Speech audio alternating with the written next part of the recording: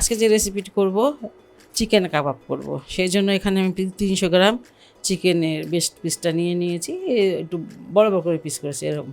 এতটুকু আদা দিয়ে দিলাম, 1 ইঞ্চির মতন হবে, 4টা এলাচ আর 2টা দারুচিনি দিয়ে দিলাম, ধনিয়ার গুঁড়া আধা চামচ দিয়ে দিলাম, রসুনের গুঁড়াটা আধা চামচ দিয়ে দিলাম, জিরার গুঁড়া সেটাও আধা চামচ, শুকনো মরিচের গুঁড়া আধা চামচ, এখানে লবণ দিয়ে দিলাম স্বাদ মতো, আর দিয়ে দিব পানি, 200 গ্রাম পানি দিলাম, আর 300 গ্রাম কিন্তু চিকেন। আমি চিকেনটাকে খুব ভালো করে সিদ্ধ করে নিয়েছি, মশলাটা একদম গায়ে গায়ে। এখান থেকে যে যে আমি দারুচিনি এলাচ দানা দিয়েছি সেগুলো ফেলে দিব। এখানে যে আলু নিয়েছিলাম এটা মাঝারি সাইজের আলু নিয়েছিলাম, সেটা দিয়ে দিলাম। এটা এখন একটা প্লেটে ঢেলে নিব। ছোট ছোট 2টা পেঁয়াজ, 4টা কাঁচামরিচ দিলাম, আর ধনিয়া পাতা দিলাম।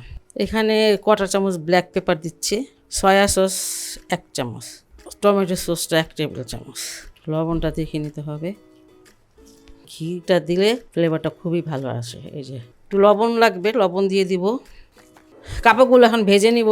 চুলায় কড়াইতে তেল দিয়ে দিয়েছি, তেলটা ভালো করে গরম হতে হবে, কম আঁচে ভাজতে যাবেন না, তাহলে হয়তো বা নষ্ট হয়ে যেতে পারে, মানে গলে যেতে পারে, কারণ বাইন্ডিংয়ের জন্য তো আমি তেমন কিছু এটাতে দিই নাই, শুধু একটা আলু দিয়েছি।